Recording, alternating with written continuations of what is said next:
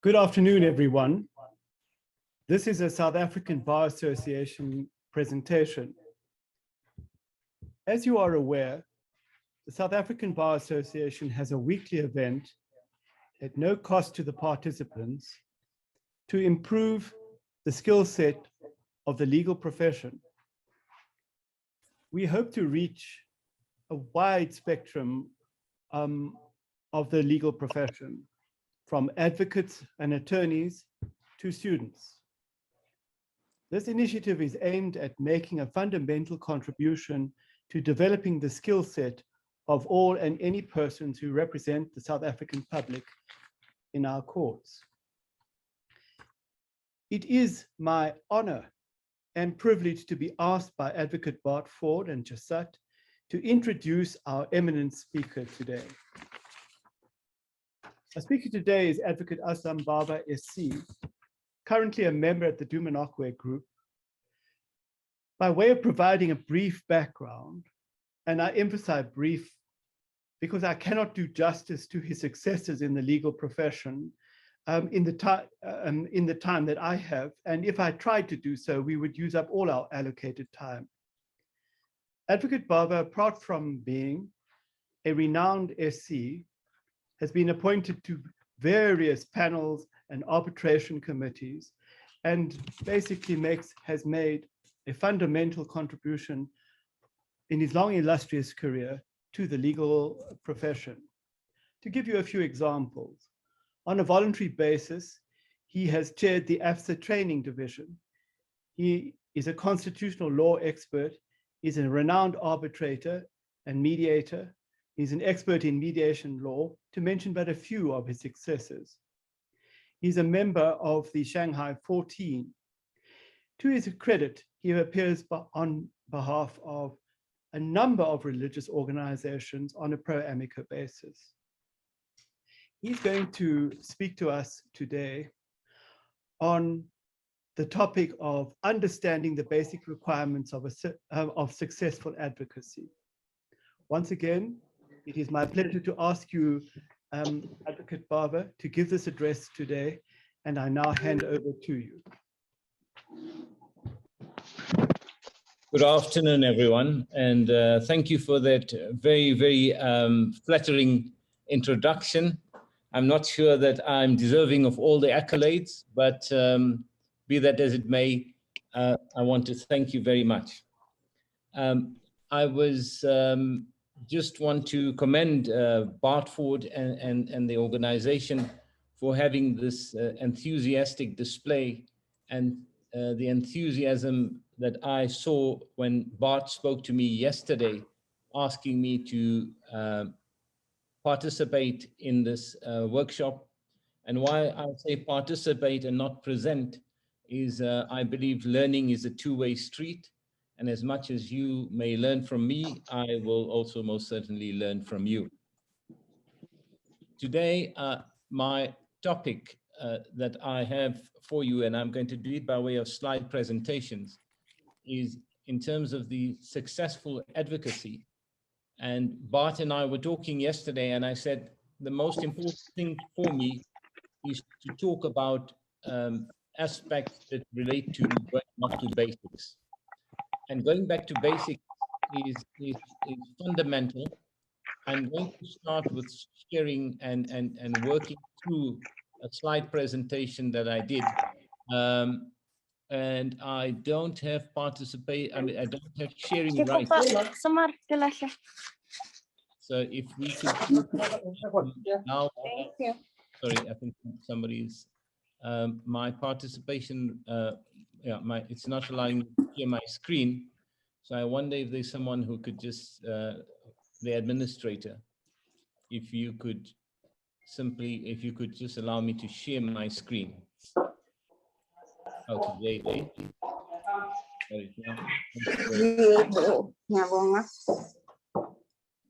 okay, so today I think I've just got somebody who's talking over, hasn't muted their mic.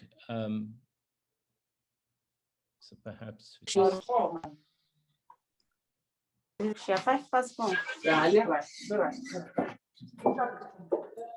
I'm just trying to.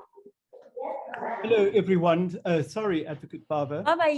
I'm going to ask everyone other than Advocate Have a good Bava long weekend. to mute their Angas mic. ni nani on Monday.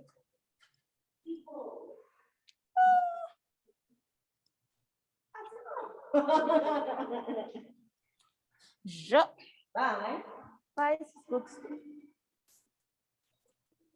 Sanako, please mute your microphone.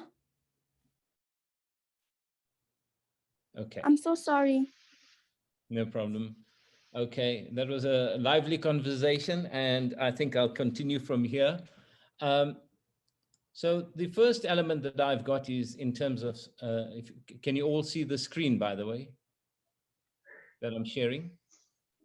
Yes. Yes, Okay. Senior Counsel, we can. We can. Yes. All right, so successful advocacy and understanding the basics. What is crucial for us to understand, and I think why I'm starting with this particular area in terms of basics is I think that this is, and I spoke to Bart, I said it, I don't think it would be a one session that will do justification, because we've got an hour within which to discuss this aspect. So what are we talking about in terms of understanding, or back to the basics?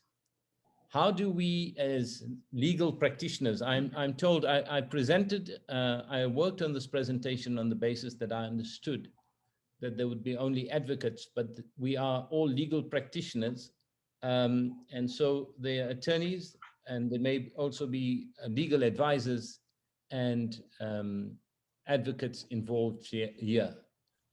So just excuse my presentation where it specifically mentions advocates. Now, very fundamental, you'll see on the screen that I've put up a question is, who are you? And why this question is crucial and fundamental is many people pick this question very late in their practice because they haven't defined themselves. And when they don't define themselves, they enter into an area where they are very confused about how and where their practice should be going to. And here particularly, this basic element is the first question that we ask here is, how would you describe yourself in one word? And this is a fundamental question. And answering this basic question will help you develop. Why is this crucial? It is crucial because if you define, there's still somebody making noise there. If you define yourself, I'm not sure who's not muted here. Okay, I'm going to just try and continue. So if the administrator can please deal with whenever somebody is making a noise, just to mute them. Okay.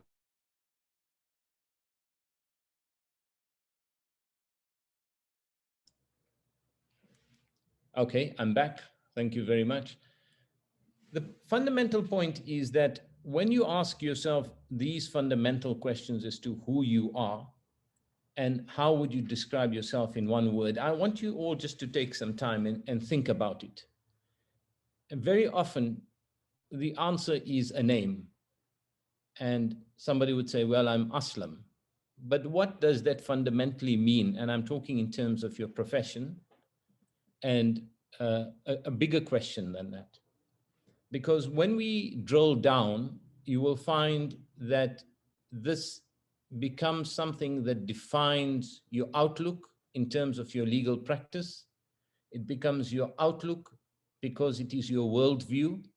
And it could be a very confining element if you define yourself very restrictively. Now, this question is an existential question in a certain sense, but it is also a question that influences your daily interactions with people. So if you are to define yourself as an advocate, or an attorney, you will invariably find that you will be going home cross-examining your entire family or friends. And how does this work? You will not accept any question because in your mind you have defined yourself as an advocate or an attorney or a lawyer. And if you decide to expand that element in terms of your own definition of who you are, you will find the effect that it has, and a very liberating effect in terms of your practice as a lawyer.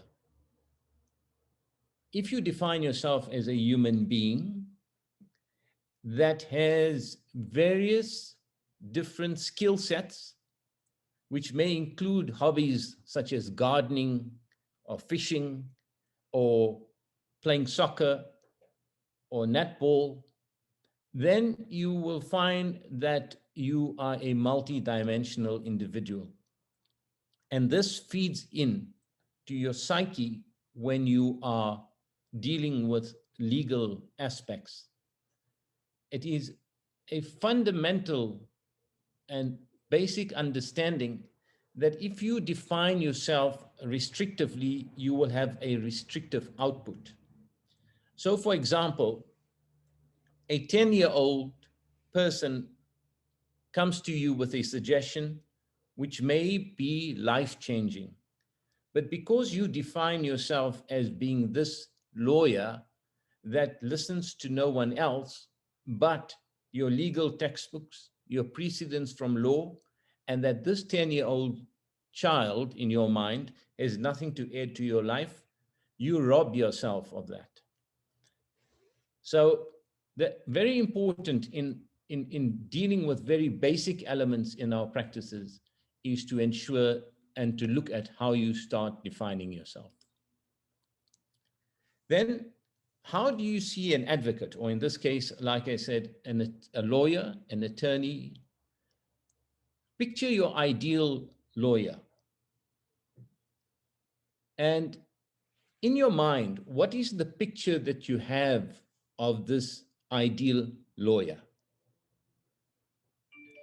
And is that lawyer someone with whom you identify to such an extent that you want to be as that lawyer in every form, meaning physically, meaning materially, meaning intellectually, and meaning spiritually? So when I say spiritually, I mean in this sense that that person may exude a certain type of attitude which you find appealing. Now, when you picture this person, this ideal lawyer, what does that lawyer do? And this is where you have to look at the aspect of emulating and looking very closely at what the person does. Understand that lawyers, like all human beings, are multifaceted. So a person may be very successful in the legal practice, but emotionally and spiritually and financially may not be the best. So when you find a person that you want to emulate, establish what the person is successful in, but do not then generalize on behalf of that personality. And seek to emulate that which is the successful element, but not every other element, which may not be as successful. And how does that lawyer present herself? What do you admire about this lawyer? And once you start defining this area, you start finding that there's a convergence of two areas, that is understanding who you are, which was the first portion, and now finding out what you like to be like and perhaps exceed, because once you start finding that you emulating a person, law, as you will see in the next slides as we go along, is a development of an individual where you develop your own styles. You become your own me, which is perhaps greater than the person you wanted to emulate.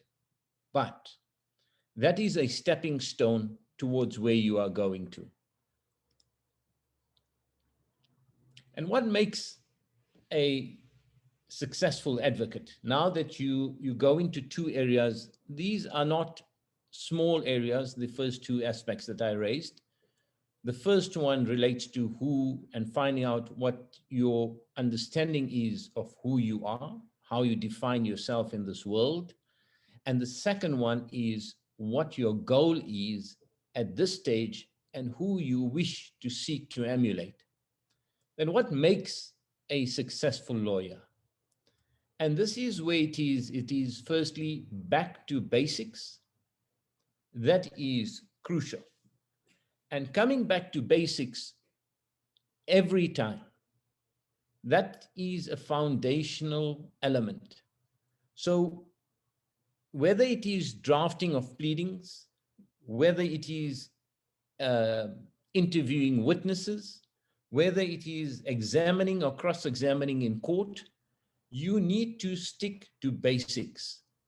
Don't go out on a limb unless you have, and until you have established your proper foundations. We will deal more with back to basics as we go along. The second element is hard work. Yes, there are opportunities and there are areas where you will be able to, as it were, people say, wing it.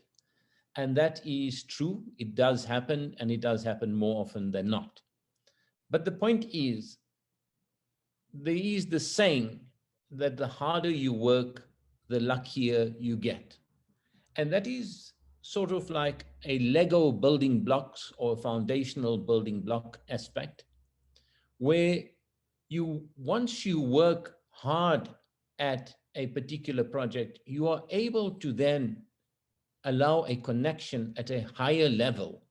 So it is, if you are to take it like you are building a wall, if you were to try and reach a higher platform from the ground, you will not be able to. But once you build these, use these blocks to build up, and you want to reach that higher platform, you will be able to. So just as a description of how you can progress.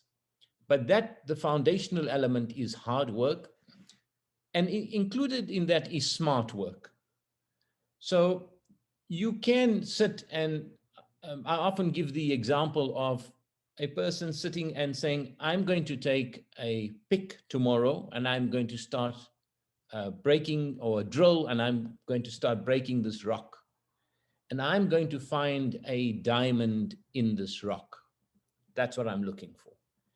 And if this rock does not contain diamonds and is not a diamond-bearing rock, you can be working harder than everybody else, but you're not going to be successful.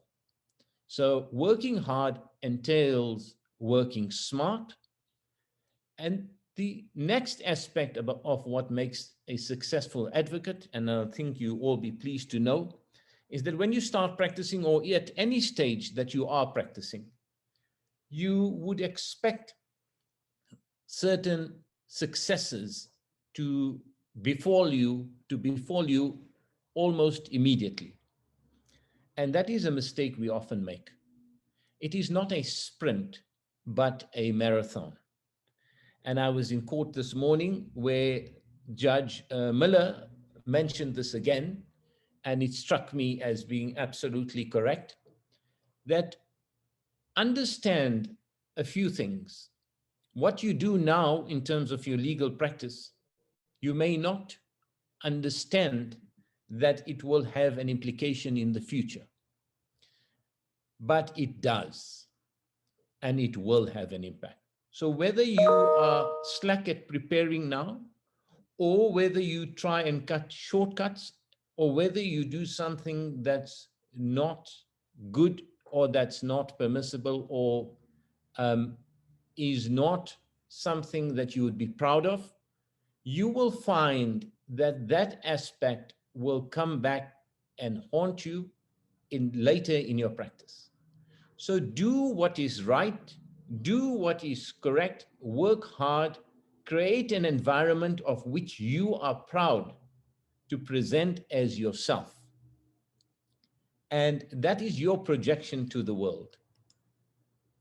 Then the first aspect in dealing with all of that is to look at your professionalism. Now, you will see that there are 3 notes under the professionalism. And the first element relates to the first aspect, which we discussed, was how do you view yourself? And you need to have a professional attitude about yourself. So your professional attitude about yourself would be, if I make an appointment with somebody else and if they are late and keep me waiting, would I see that person as professional, or would that professionalism of that person diminish in my eyes? And if you ask that question of yourself and you're satisfied that you would not be sitting and waiting for somebody, then you do not make others wait for you. So your professional attitude about yourself will start informing how you treat others in terms of your professional outlook. So the work that you send out, your documentation, your pleadings, your discovery, your preparation for trial, all of that, you start finding that once you identify with a certain professional attitude, and that you keep on building this professional attitude within yourself without any snobbery or without any understanding that you are superior to anybody else, but simply to improve yourself and improve the quality around you, then you start finding that the professionalism in your work that you produce increases, because it is an expectation of yourself. This is what you expect of yourself and from yourself. So when you start building, you also start dealing with others in a professional manner. And you will know that as you deal with other people, there is the saying, if you are kind to somebody, you will receive kindness in return. If you start dealing with people in a professional manner, you will start receiving a professional attitude in return.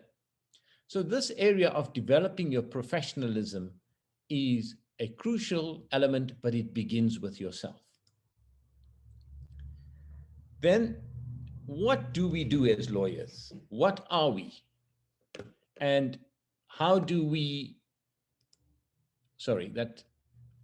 what do we do? And the issue is the first aspect that I've put down is we are wordsmiths. This is crucial. We are wordsmiths because we produce words and string them together so as to paint a particular picture. How do we produce these words? We produce these words either by way of our pleadings, which are documents, or by our memoranda, by our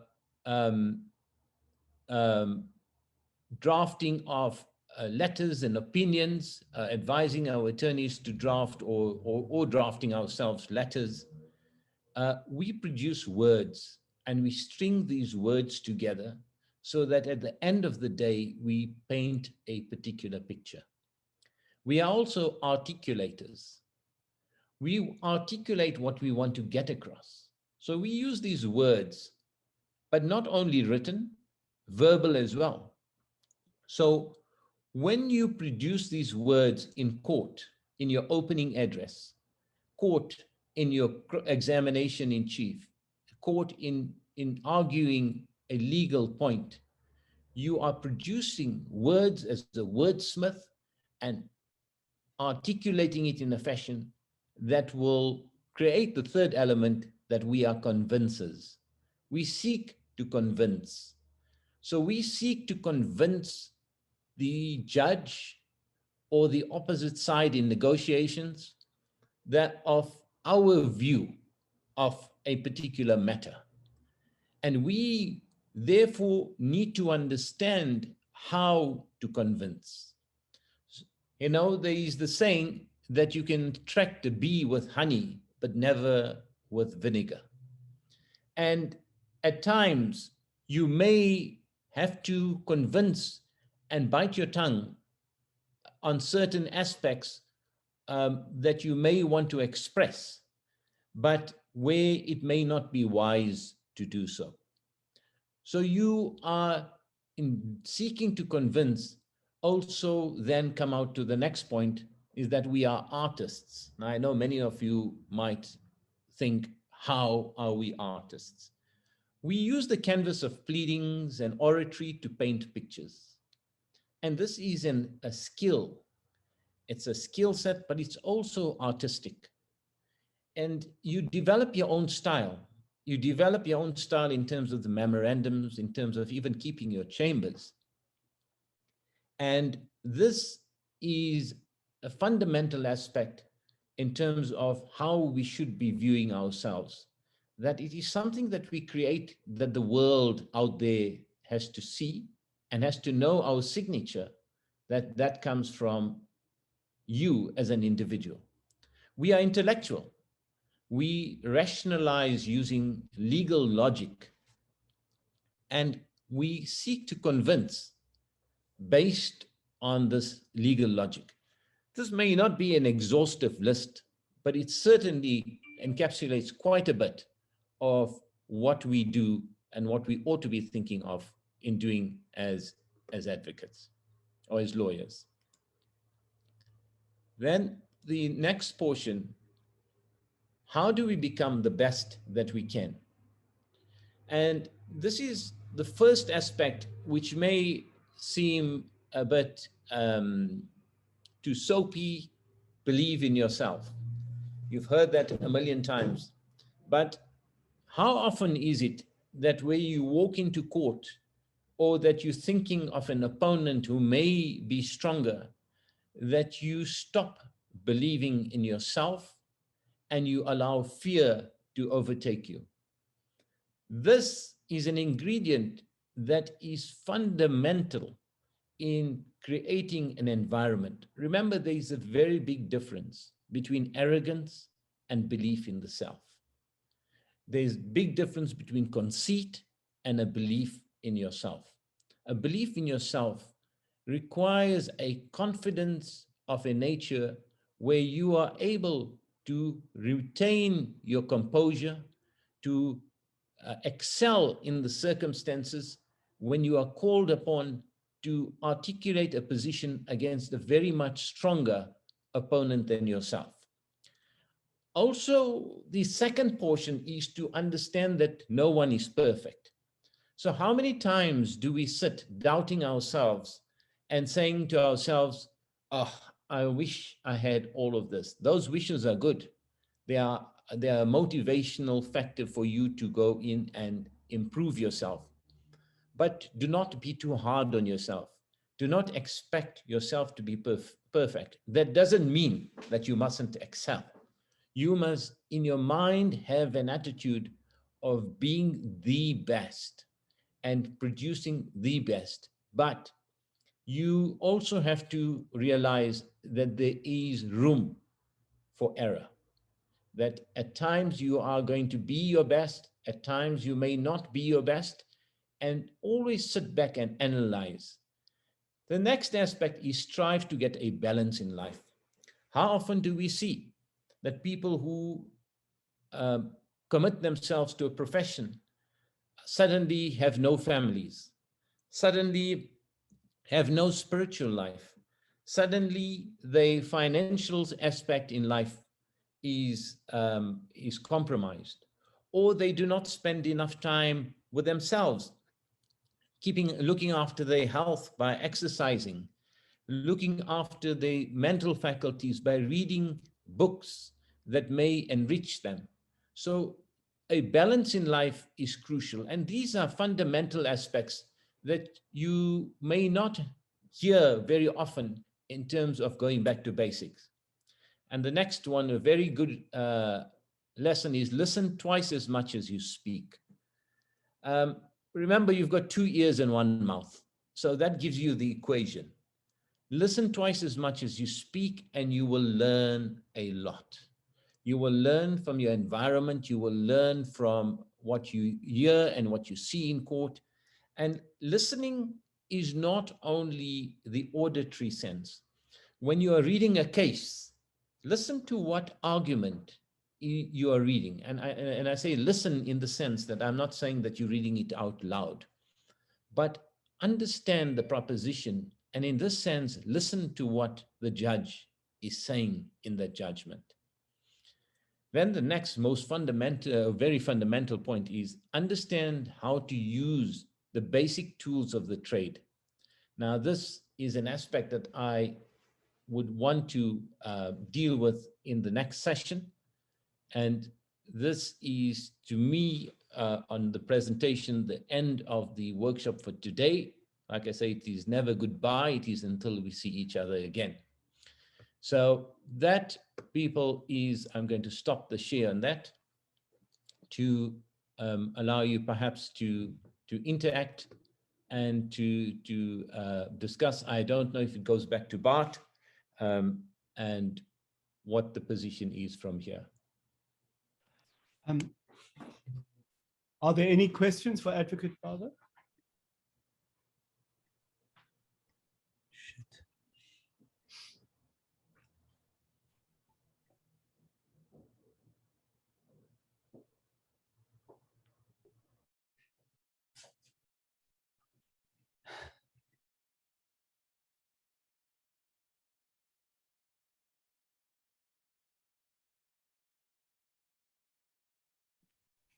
Yeah, perhaps I can ask a question, Senior Counsel.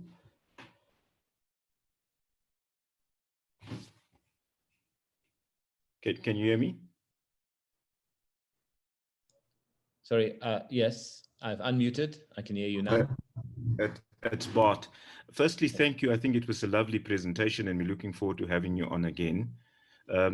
I think the difficulty that most of us have, and I found myself in a position where you do get to court and find that you have an opponent whom you assess to be much stronger in you and you are than you, and then you sort of feel as if you second guess yourself. And how does one then overcome that? Because that may very well be a reality that all of us faces, especially when junior counsel come up against senior counsel. And it doesn't help if the senior counsel is even taller than you and looks down upon you. If you can just share some ideas on that, please. Sure. So the first idea is that never accept fully what other people say about other people. So, for example, they will say to you that this is the best advocate on earth. Don't accept that, because that is most probably not true. When you come across, and this is where you develop your own skills at home, but and individually within yourself, when you come across an opponent who is much stronger, and let us take your example, Bart. We now have a junior coming into court not knowing who the opponent is going to be. It will be very rare that you will come across a silk not knowing who your opponent is going to be, because of the processes in terms of which practice notes and what have we. But let's assume it's an urgent application. You going into court and you now come across and the opponent is a well-known silk, and you now have to argue the case. At this stage, you have got a few options. The first, the first aspect I would suggest is gather yourself. Ask yourself a fundamental question. What am I here for? And that is a very, very important question. Your answer to that must invariably be, I'm here to argue a particular case. And when you ask and answer that particular question, your next question is, what is my preparation on this case? And your focus at that stage must not be on your opponent. Forget your opponent. Concentrate on what you have. So concentrate on your case and concentrate on how you're going to be presenting. Let that person, your senior counsel, your opponent, who is a well-known silk, deal with his case as he goes along or she goes along. Don't concern yourself. You know, there's a saying that says that what people think of you is none of your business. And I think if you apply that sort of thinking, saying what I think, what I will think of this silk is actually none of his business and neither is it my business. You know, there is the other saying that you are only as good as your last case. So look at your preparation, garner your resources, and make sure that your concentration and your focus is to deliver what you came to deliver.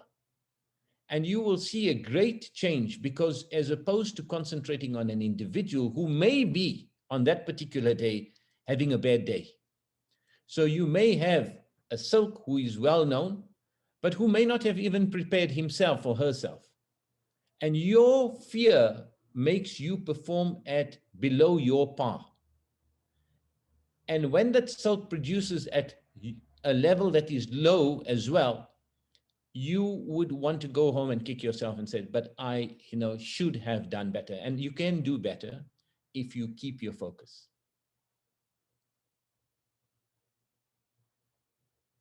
Bart, I hope that's answered your question.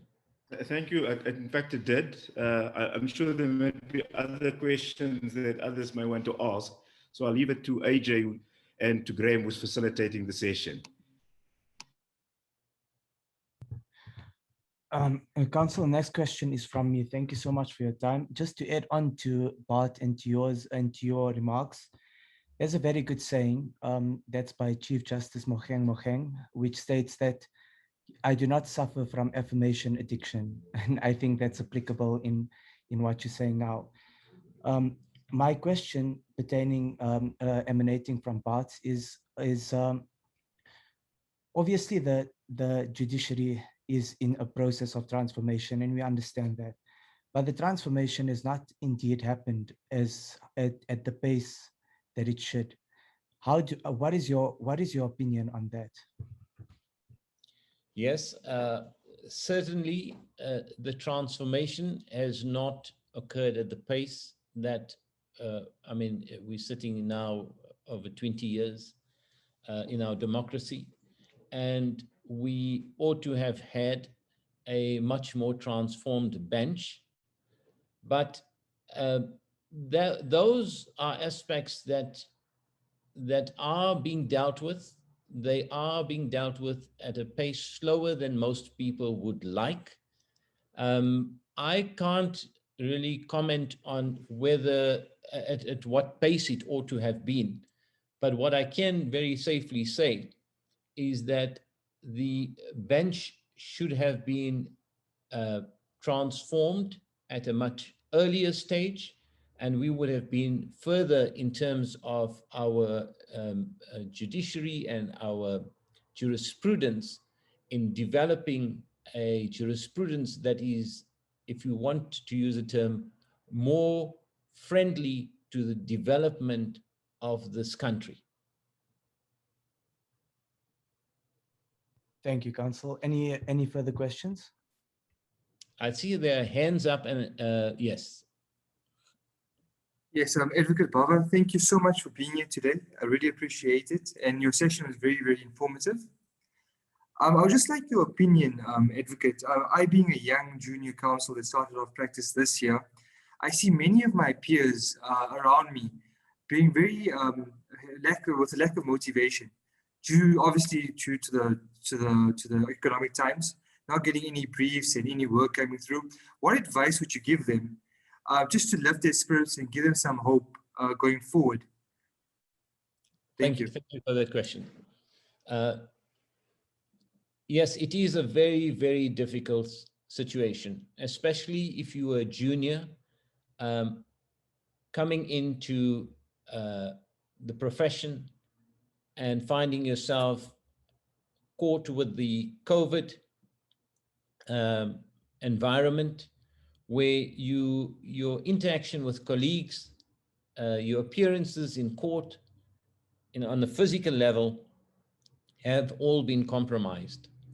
Not only that, we've been having a discussion in our group relating to the fact that many of the times now judges will want to not hear or not see you in court, or even have a video conference, or exclude juniors in the sense that they indicate that they will be determining the matter on the papers before them, and there is no need for oral presentation. So even if you have a silk who's going to be leading you in a particular matter, once a judge makes that ruling, the junior falls away, because the attorney and client say, well, then there's no need for a junior because there's no oral presentation, and that may deprive juniors of 1 to 2 to 3 days fees in terms of preparation, appearance, what have we. What I can say is that it is a very difficult situation, and nobody can give you the exact remedy for this. But I think what we need to do is we need to understand two fundamental aspects of our practice. Our practice is, on the one hand, a professional element where we are, as lawyers, producing professional services. On the other hand, and simultaneously with that, it is not just an isolated area of our existence as lawyers. It is intertwined with a commercial reality, and that is that the second portion of our practice, which is a business. And so concentration on either one overly will lead to a diminishing of the concentration on the other. So if you concentrate too much on just your professional output, but you're not concerned about collecting fees, for example, you end up not being able to pay your rental, not being able to afford to pay your bonds, and not being able to afford to sustain yourself financially. And on the other hand, if you're too involved financially, then you go into court and you have not exercised you have not used your skills to develop your professional abilities. And so that suffers. So there needs to be a balance between the two. So that is the one. The second element that I would look at on a practical level is to start perhaps some sort of communal working together, for juniors to sit together and say, and it is going to be very difficult because by its nature, it's competitive. But they has to at some stage say, we need to sit together, we need to develop a network. And if I can't do this application on this particular day, within the network, I will pass it on to somebody else. And the first port of call would then be for you to, within your groupings, to start strengthening your groupings. So you will find sometimes that people don't pay particular attention to this, and they start working on a matter, and an attorney phones them and says, look, can you appear in this application next week? And you say, sorry, I'm not available. As opposed to saying this to the attorney, would you mind if I call you back in a few minutes? I might have a solution for you. I'm not available, but I will have a solution for you. And then to go to your network of juniors and to speak to somebody and to find out who's available, and then to make a suggestion to the attorney, if you counsel, to say to them, look, I'm not available. Here's a colleague of mine who will do an equally good job. If you're, obviously you will be satisfied with that, and you must be when you're making that reference. And then to try and pass work amongst you. And then the additional aspect is to work as a group towards in marketing your services. So if you're marketing it towards the attorneys, to find your target market and to start making sure that the message is going out there, that you are marketing yourself, and that they do find the path to your chambers, so that the briefs can start flowing. The briefing patterns are very skewed, as we know, and that needs to be resolved and sorted out. But if you do this as a concerted effort in very many ways as a corporation, and you can take it as a corporation of juniors, you could start developing a very strong basis of work inflows. Claudia, I see there's a question from you. Yes, I just wanted to know, how do you keep yourself in check or grounded, especially when you're climbing the ranks of the profession? Because it's easy to lose yourself and become arrogant, let's say. So what do you do that keeps you grounded? Okay, I'm going to try. So it is a very difficult process, because remember, the aspect of being professional and at the same time financial, in terms of your practice as you're developing, is that it actually jars against your ego, and it develops a huge ego. So you then start engaging in developing your intellectual acumen and your knowledge base of specialized areas.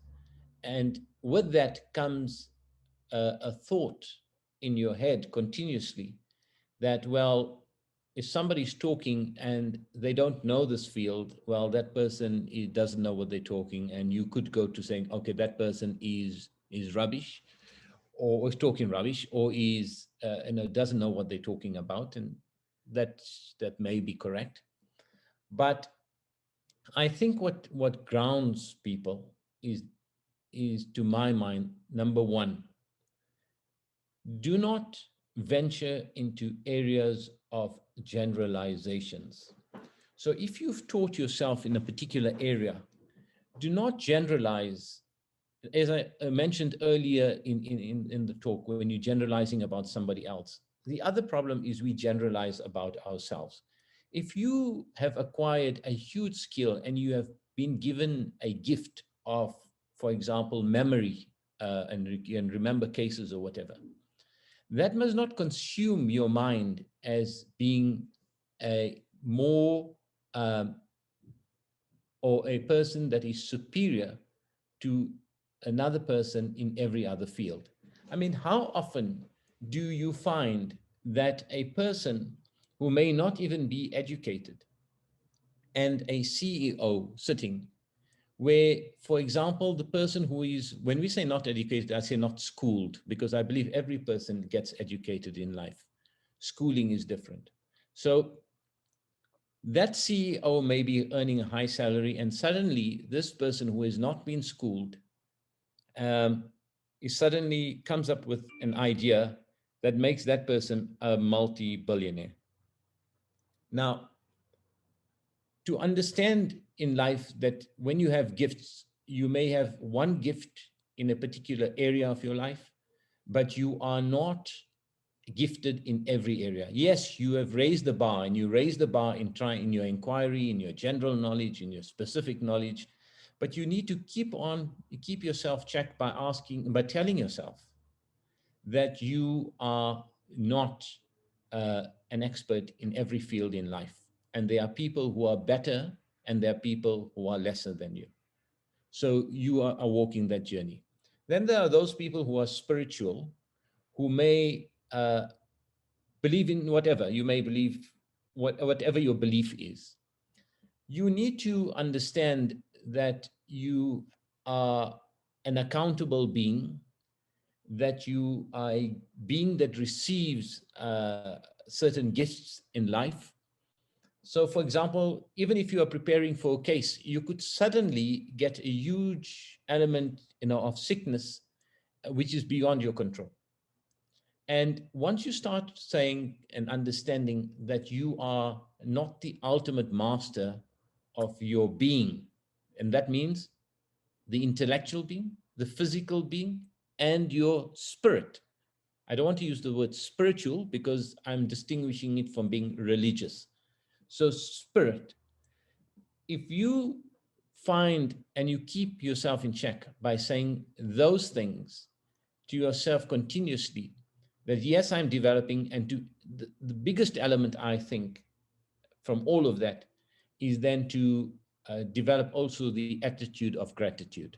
And the attitude of gratitude is to continuously be thankful for what you have received and thankful for what you are able to produce, but without always thinking that that element that you are able to produce as an output as a human being, that allows you to dominate over any other person, whether it's by an emotional, whether it's by words, whether it's by whatever. So that would be one. And the next one is to make sure that you you develop the element of kindness and courtesy within yourself. That to me would be the mixture that I would suggest. Thank you very much. That was lovely. Thank you. Good afternoon, Council. Afternoon. Yes, I'm Sanele CBC. Hello, Sanele. Yes, I just want to know one aspect here. Are there any platforms whereby advocates can come up and maybe air their concerns with regards to how things are done? Why I'm saying this? I'm saying this particularly because I'm a junior. I just commenced practice, but I see that in this profession, a lot of our judicial officers, apart from the directives that exist, but they've got their own directives. And I feel that that causes so much confusion at times, so to say, because if maybe we were to have one consolidated like we're having, and then each judge doesn't come up with their own directives, it will help save time and help save clients, because at the end of the day, we find that practitioners do not comply because of the fact that they might have missed one aspect with regards to each judge's directive. So what I want to know is, are there any platforms where, you know, advocates can come and maybe try and share ideas, not necessarily to criticize, but maybe to come and say, if maybe we were to do things like this, it would not be denial of access to justice, access to courts. Yes, so Nele, you raised some interesting points. I'm going to break it up into two separate aspects. The first is the determination by individual judges of how the processes in their courts work. And the aspect that is fundamental to understand is that the judge is the dominant person in his or her court. And so each judge has, as each individual has different requirements. So there would be a judge who would be more prone to allowing, for example, a laxity on indexing and paginating. And there would be another judge who would be absolutely strict on that. Then there would be a judge who would require certain pre-application or pre-trial procedures to be done, and another judge would be lax about that. So that aspect cannot be controlled by us. What I like about the second aspect, which you are suggesting, is where do we come together and how do we come together in creating an environment where we can discuss this and put this forward, because it is a nightmare. You, Sanele, I don't know whether you've practiced in many courts outside Pretoria and Johannesburg, but if you go down to Durban, they've got their own rules. If you go down to Cape Town, they've got very different rules. If you go to Bloemfontein, they've got very different rules there too. And then if you go to Limpopo, Polokwane, you'll find different rules. So apart from just getting judges who may be here in Pretoria and Johannesburg, you then find it also on the national level. The idea would be twofold. One is to get a database of how each court's rules work. And then the second element is to create a group structure, which you have.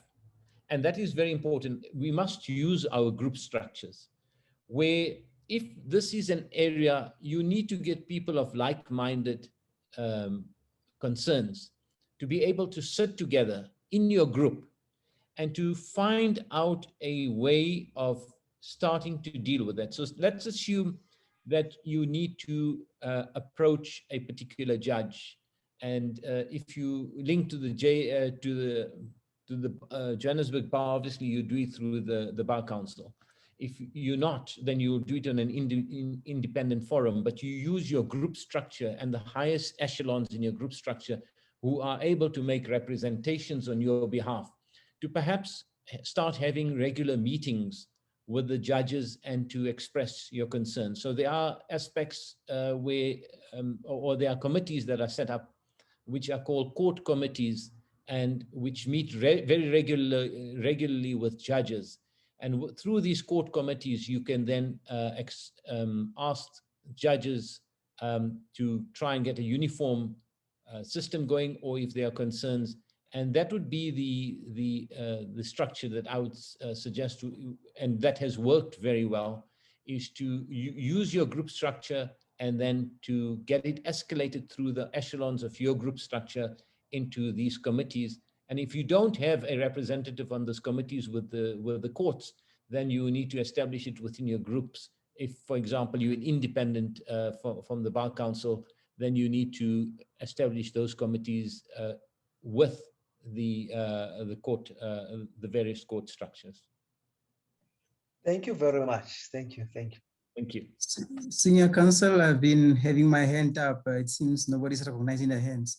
I'm Haupalelo Molelekwa. I've just graduated. I've never practiced. I'm in another profession, like in the accounting profession.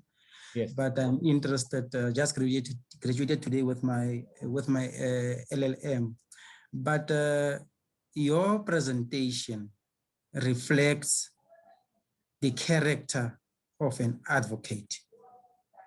I do not have to remind you Senior Counsel about the shenanigans or the happenings in Zondo Commission, what happened in the JSC interviews, where not the individual was interviewed or the individual was in cross-examination or in the Zondo Commission, but the surroundings of the advocate are being questioned.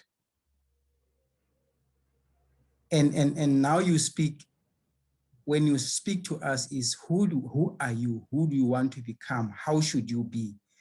But somebody had to withdraw from JSC just because all of a sudden, out of the blue, they were accused of sexually abusing or at an attempt to sexually abuse a colleague.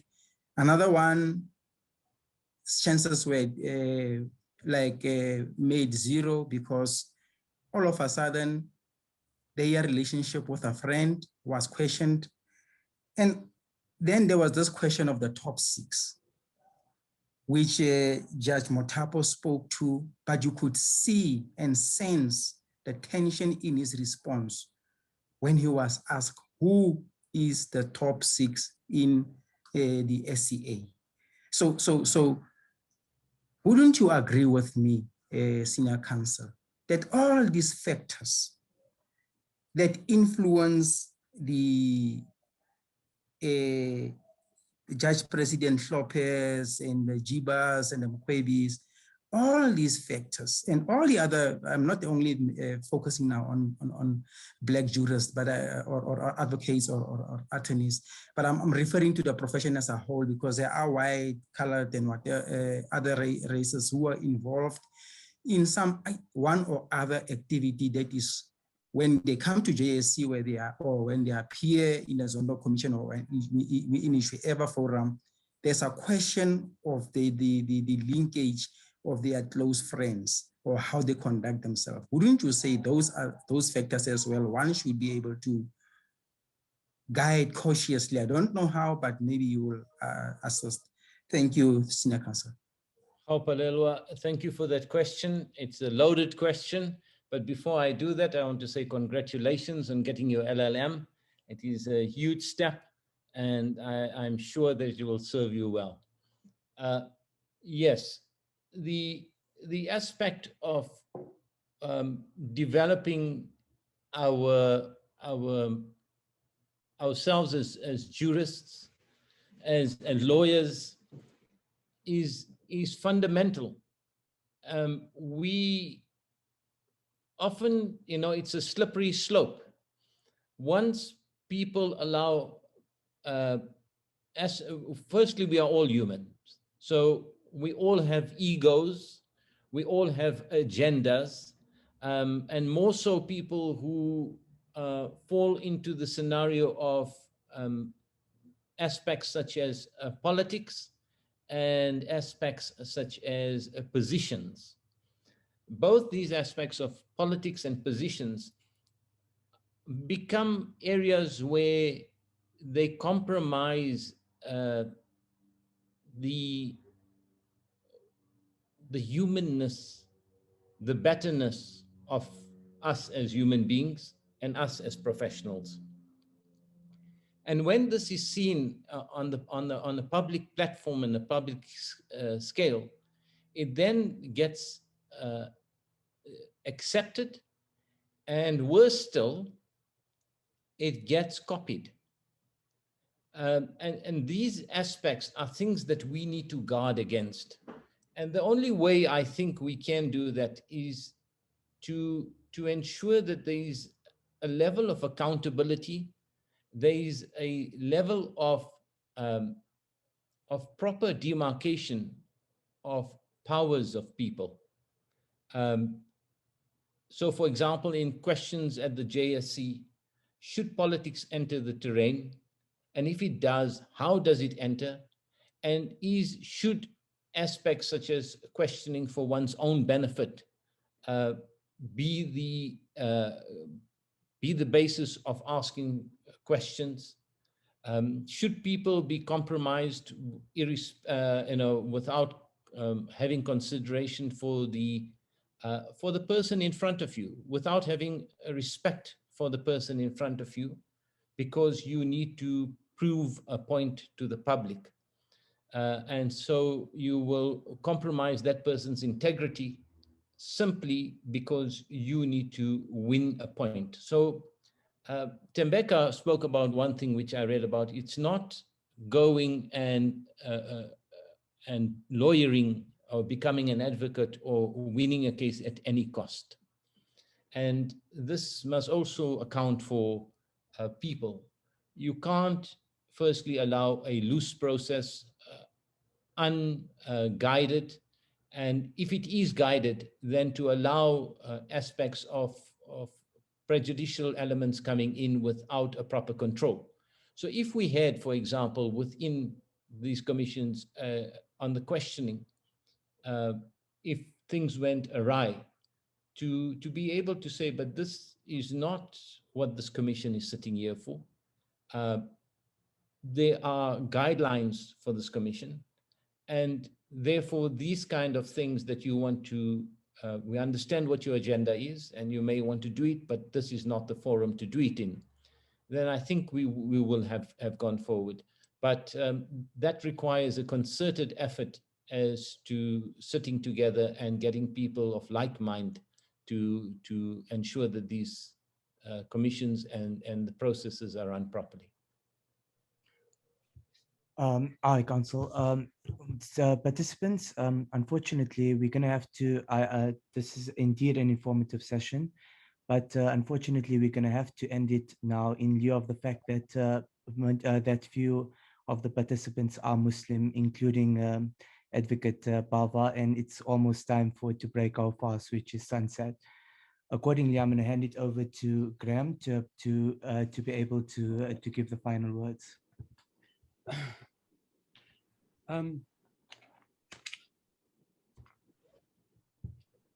When you get to know me and you ask me, who am I?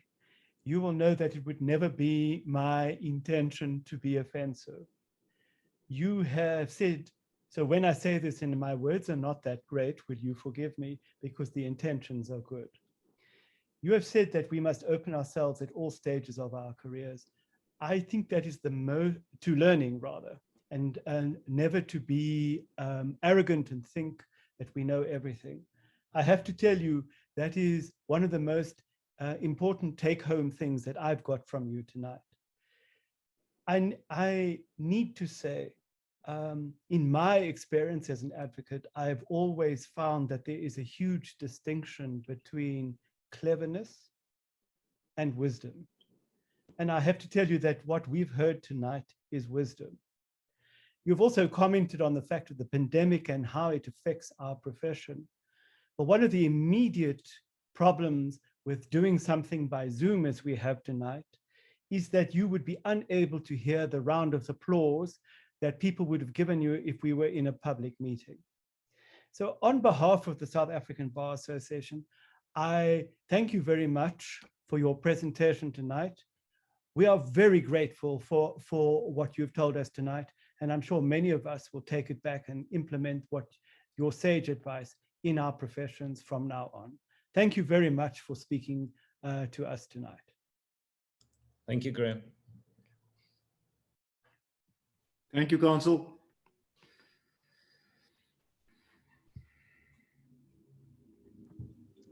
Thank you, Bart. Thank you, Senior Counsel. You still owe me the response on the top 6. You don't have to respond now. Go and rest on it. Thank you. Okay, Senior Counsel. Okay. Bye, everyone. Thank you very much. Bye-bye, sir. Thank Bye-bye. you. Bye. Bye-bye. Bye-bye.